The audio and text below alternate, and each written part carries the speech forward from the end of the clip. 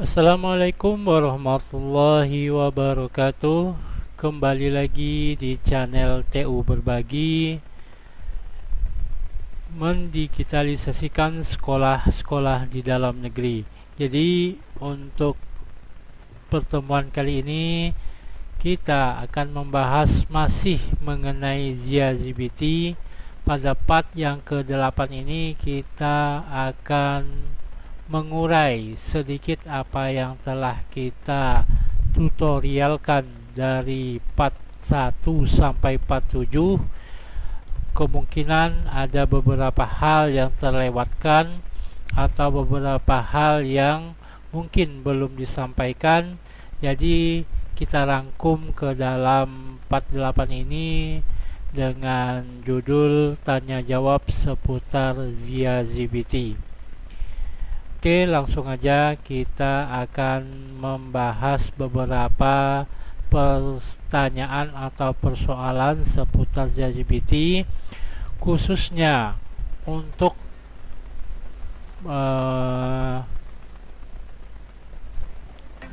penilaian sumatif tanpa kertas dan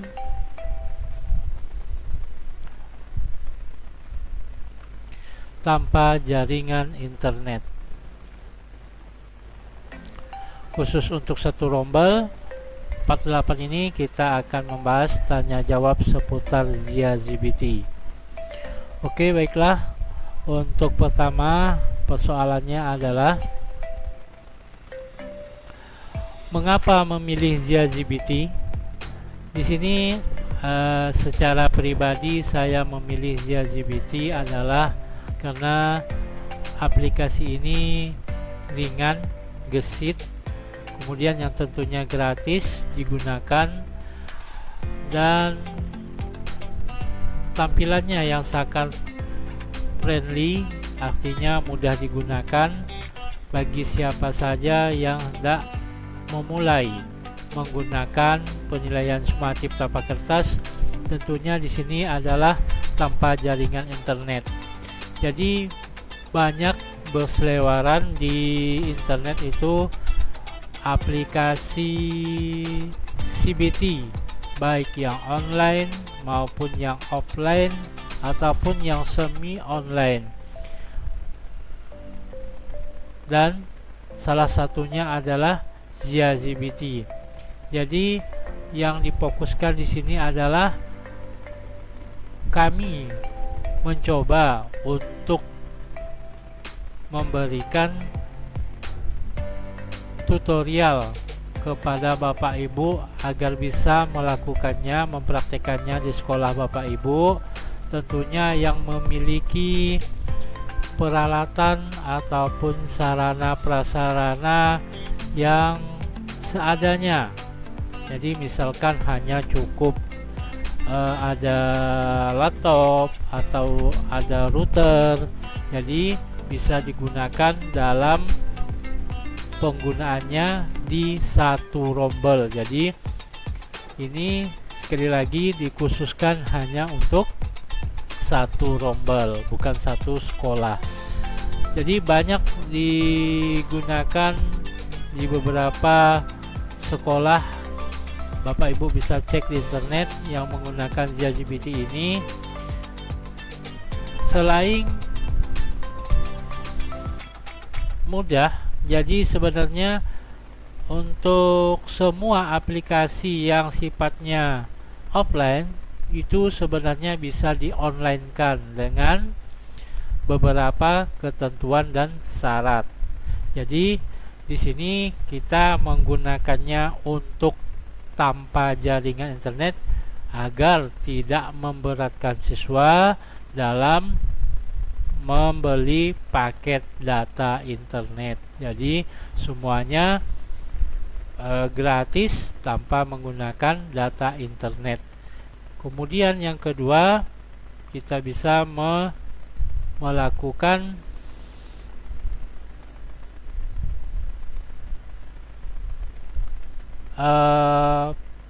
penilaian secara keseluruhan, walaupun dari berbagai macam aplikasi CBT yang ada di internet itu masing-masing memiliki kelebihan dan kekurangannya masing-masing.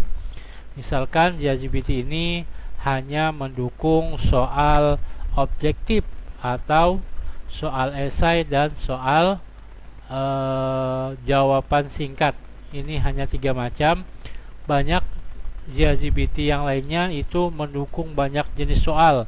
Ada yang bisa menjodohkan, ada menjawab majemuk, ada benar atau salah. Itu semua tergantung masing-masing kita penggunaan dan peralatan yang kita miliki. Namun untuk penggunaan satu rombel dengan laptop apa adanya, di sini untuk ChatGPT sangat direkomendasikan.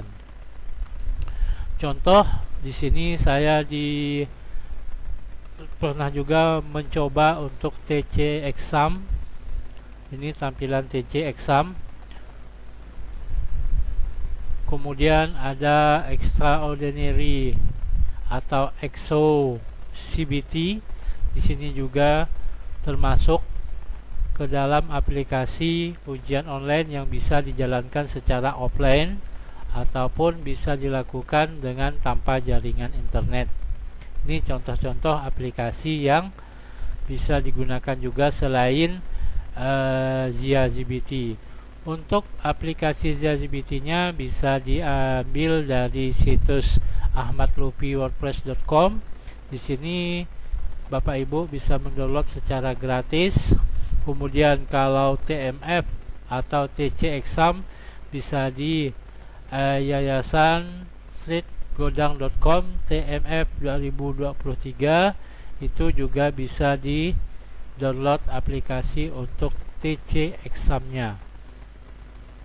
Kemudian extraordinary website dapat di download di situs ini. Jadi berbagai macam yang pernah saya coba untuk mempraktekkan atau mentutorialkan dari berbagai macam CBT ataupun untuk melakukan penilaian sumatif tanpa kertas dan tanpa jaringan internet. Semuanya bisa dilakukan.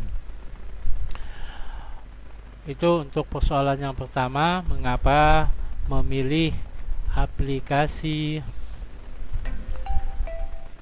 ChatGPT.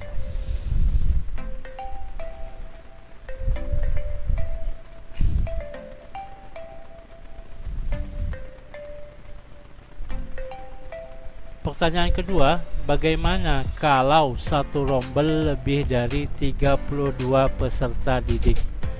Jadi ini membahas mengenai batas maksimal sebuah router.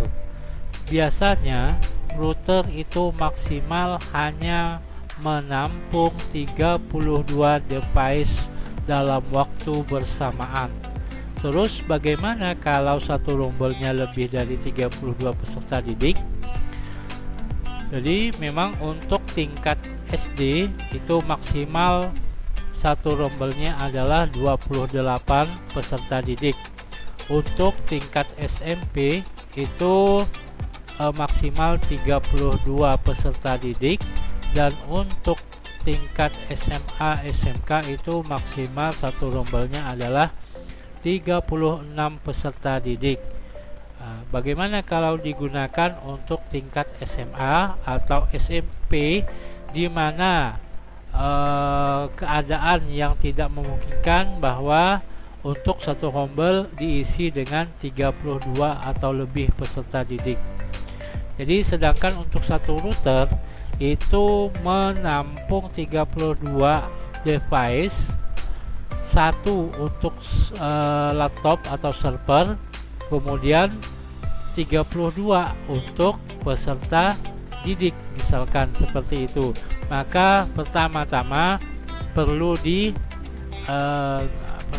dicoba terlebih dahulu, disimulasikan terlebih dahulu apakah sanggup dari lebih dari 32 peserta didik atau device untuk langsung masuk ke dalam satu jaringan.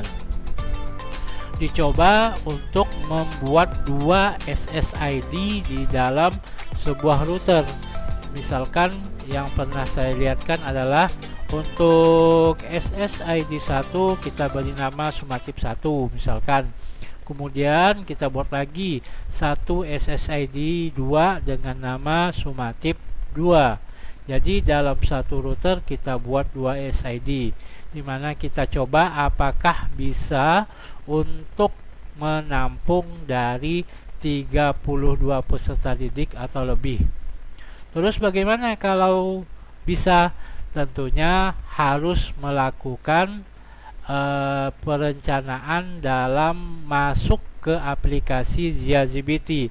Jadi tidak bisa langsung sekaligus ataupun serempak dalam melakukan login ke aplikasi ZiaZBT, karena untuk hal ini nanti akan kita bahas ke soal selanjutnya. Namun apabila dalam satu router yang jumlah maksimalnya 32 device bisa masuk, maka kita lanjutkan ke pengerjaannya atau login ke aplikasi ZiaZBT.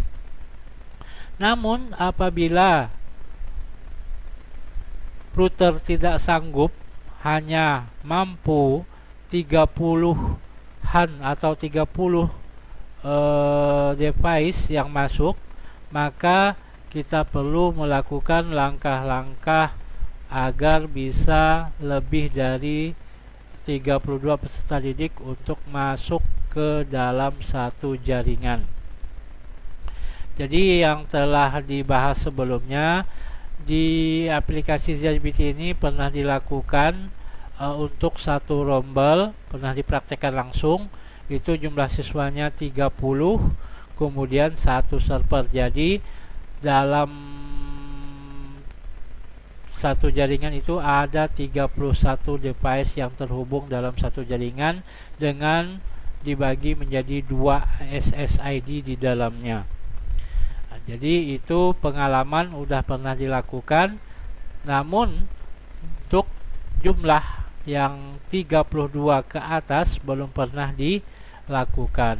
Namun kalau ada kasus seperti ini, maka ada langkah pertama tadi adalah mencoba apakah sanggup atau bisa menampung lebih dari 32 device. Kalau tidak bisa, kemudian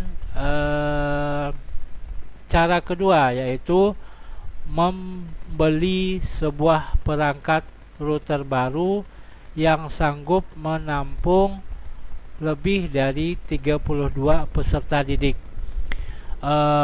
Apa itu? Ada beberapa router yang memang didesain atau diprogramkan agar bisa menampung lebih dari 32 device.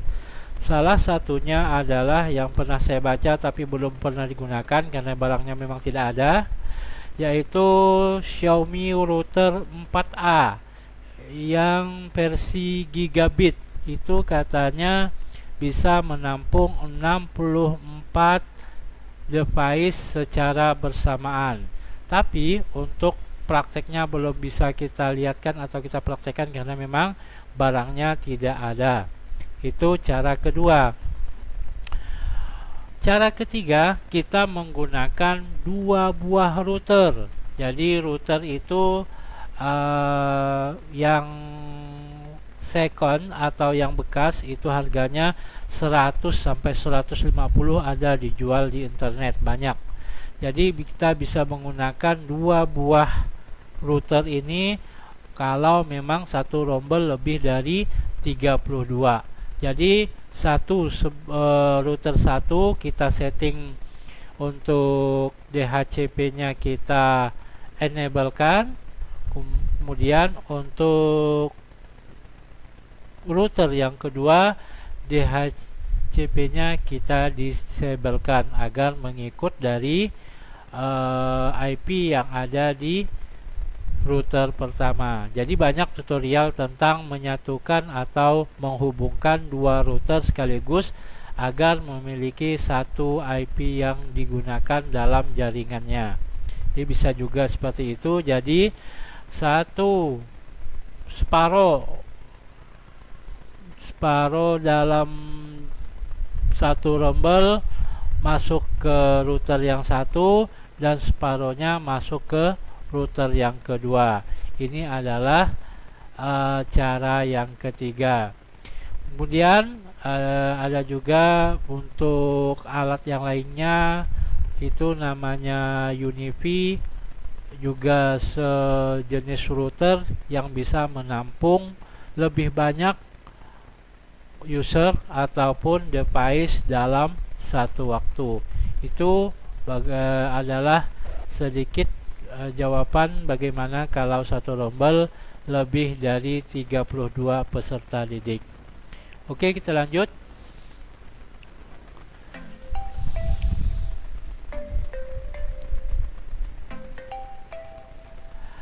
Mengapa IP di laptop atau server atau laptop yang kita buat server sering berubah-ubah?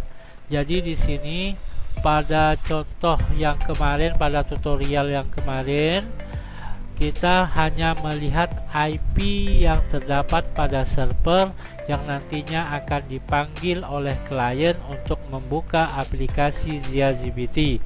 Jadi IP di server ini kalau server kita matikan, kemudian kita buka, kita sambungkan lagi, maka IP-nya akan berubah. Kenapa? Karena IP yang terdapat di server atau laptop itu kita setting otomatis.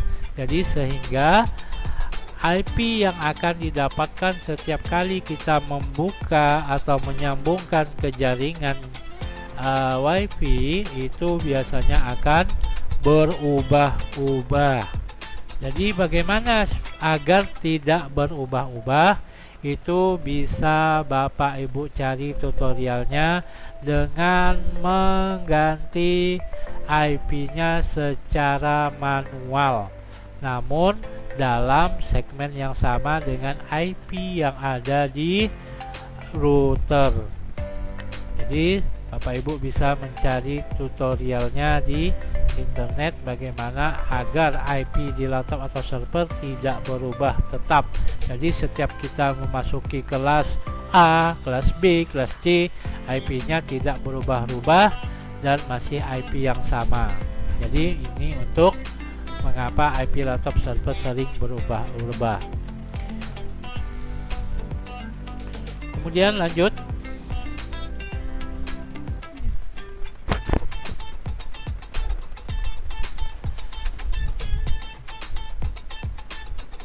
Di sini mengapa tidak bisa menyimpan perubahan di menu pengaturan?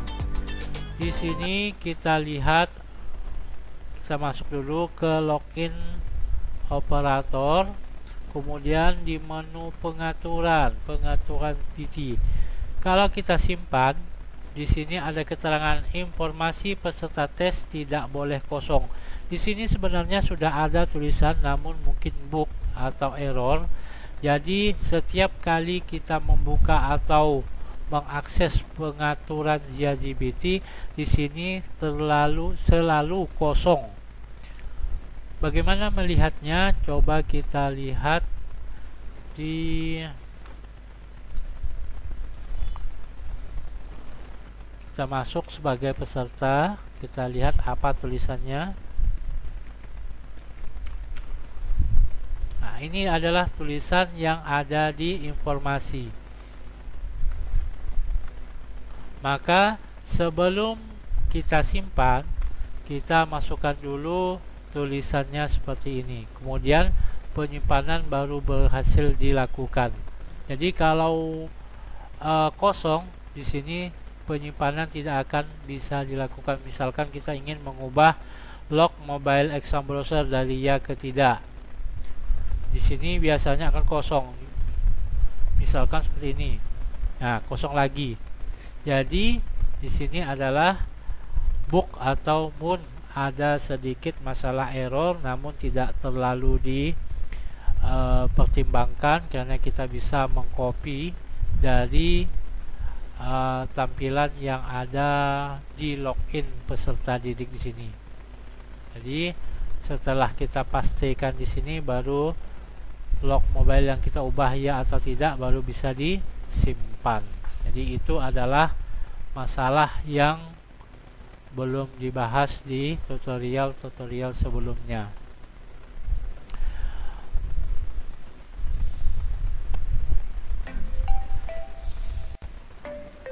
Ini tadi sudah kita jawab. Kemudian kita lanjutkan.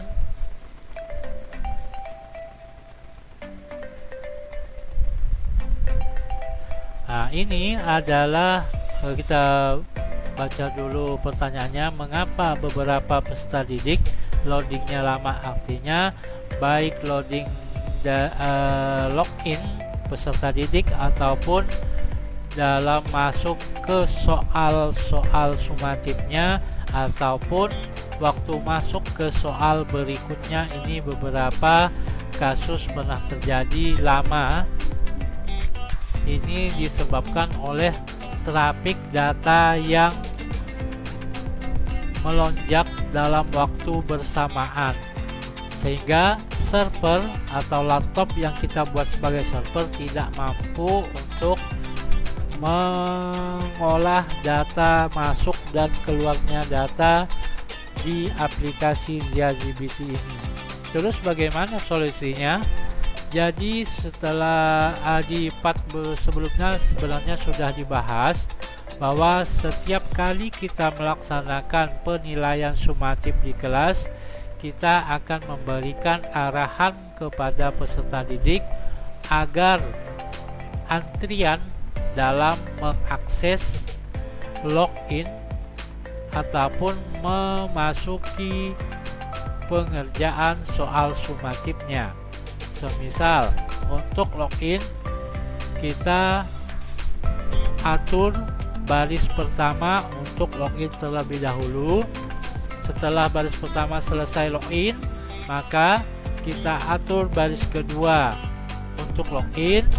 Kemudian kita atur baris ketiga untuk login dan keempat untuk login. Jadi waktunya berbeda-beda dalam waktu beberapa menit. Jadi tidak masalah seperti itu, agar dalam trafik data yang masuk keluar di laptop atau server yang kita buat itu tidak melonjak. Jadi bisa lancar dalam loginnya. Begitu pula dengan waktu pengerjaan.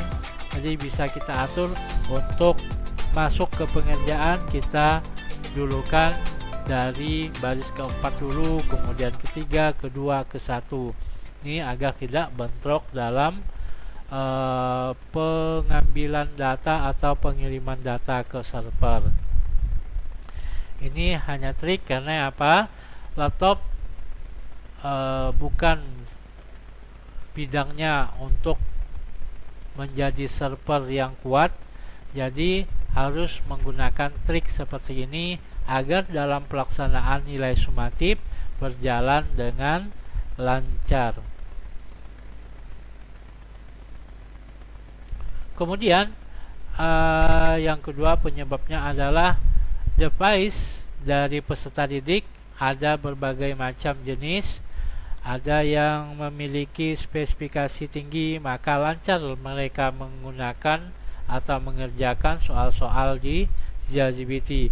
Ada yang speknya agak rendah, maka lambat loadingnya dalam pengerjaan atau pindah soal atau login di aplikasi ZiaGPT. Jadi dengan teknik seperti ini dapat dilakukan agar tidak terjadi loading terlalu lama.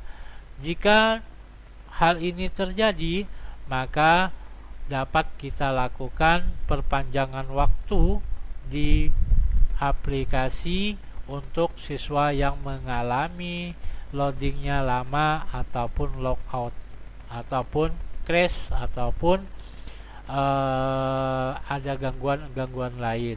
Jadi maka terlebih dahulu sebelum melakukan simulasi, melakukan penilaian sumatif, lakukan simulasi terlebih dahulu agar kendala-kendala yang bisa atau yang akan terjadi bisa kita atasi waktu pelaksanaan penilaian sumatif yang sesungguhnya.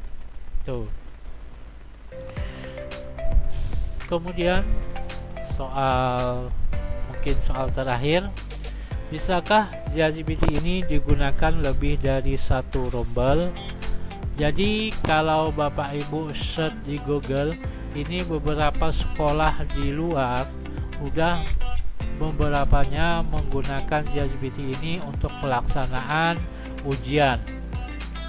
Jadi pelaksanaan ujiannya ini menggunakan sebuah sarana prasarana yang mumpuni, misalkan harus memiliki PC atau komputer server yang tangguh, yang benar-benar komputer server, atau tambahan alat seperti mikrotik atau hub, switch hub dan sebagainya.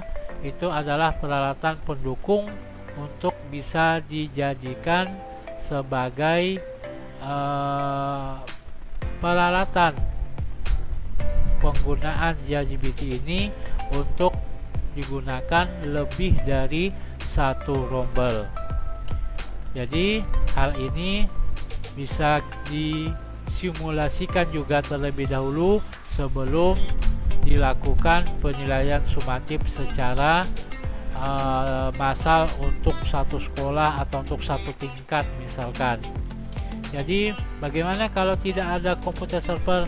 Maka dicoba juga atau disimulasikan juga komputer yang memiliki spek yang tinggi. Jadi tidak tutup kemungkinan bahwa tidak hanya untuk komputer server atau komputer biasa pun bisa digunakan untuk melakukan penilaian sumatif tanpa kertas dan tanpa jaringan internet yang lebih dari satu rombel.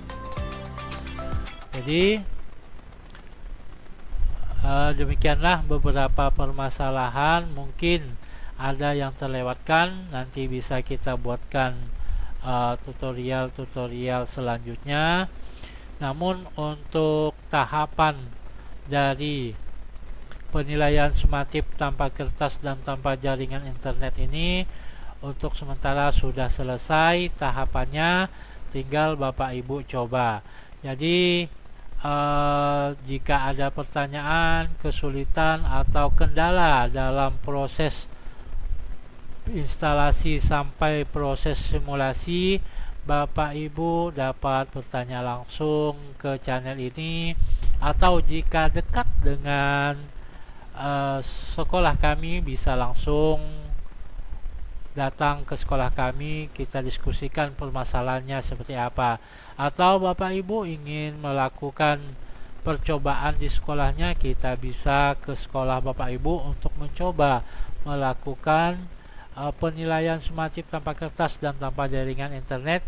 Kita simulasikan terlebih dahulu agar dalam proses penilaian sumatifnya nanti akan berjalan dengan lancar. Jadi di sini tujuan kami melakukan atau membuat tutorial ini adalah sekali lagi untuk mendigitalisasikan sekolah, di mana keseluruhan nantinya akan dalam dokumen atau dalam administrasian semuanya sudah kurang menggunakan kertas, semuanya menggunakan elektronik dan digital. Oke, demikian untuk pertemuan kali ini. Insyaallah kedepannya kita akan membahas tentang atau mempraktekkan, mentutorialkan tentang e-learning, si belajar. Jadi ini adalah salah satu juga bentuk dari aplikasi online yang bisa dibuat dengan menggunakan aplikasi pembelajaran baik di tingkat sekolah dasar, menengah ataupun tingkat atas. Jadi aplikasi ini selain bisa offline, bisa juga online. Jadi Bapak Ibu misalkan mengajar di kelas, bisa menggunakan aplikasi ini untuk berbagi materi, modul, ataupun jenis-jenis pembelajaran di aplikasi e-learning Si Belajar ini di dalam kelas sekali lagi tanpa kertas dan tanpa jaringan internet. Jadi sistem pelajarannya kita menggunakan aplikasi e-learning Si Belajar, dan sedangkan untuk sumatifnya atau formatifnya kita menggunakan aplikasi ZiaZBT. Jadi kedepannya nanti kita akan mencoba untuk mempraktekkan atau membuat e-learning di sebuah server atau laptop yang kita gunakan, kita jadikan server untuk e-learning Si Belajar ini. Demikian, kalau ada kata-kata yang salah ataupun memberikan keterangan jawaban yang kurang memuaskan atau kurang pas atau ada kesalahan dalam memberikan jawaban atau tanya jawab tadi, mohon maaf. Sekali lagi, kalau memang ada permasalahan, Bapak Ibu bisa langsung menghubungi kami untuk tahapan konsultasi dan penerapannya di sekolah Bapak Ibu. Insya Allah kalau untuk satu rombal ini kita bisa mempraktekannya di sekolah Bapak Ibu masing-masing, dan tentunya semuanya adalah gratis dari aplikasi dalam peinstalasian untuk aplikasi ini dalam dalam lingkup satu rombel atau dalam satu rombongan belajar. Demikian, wassalamualaikum warahmatullahi wabarakatuh.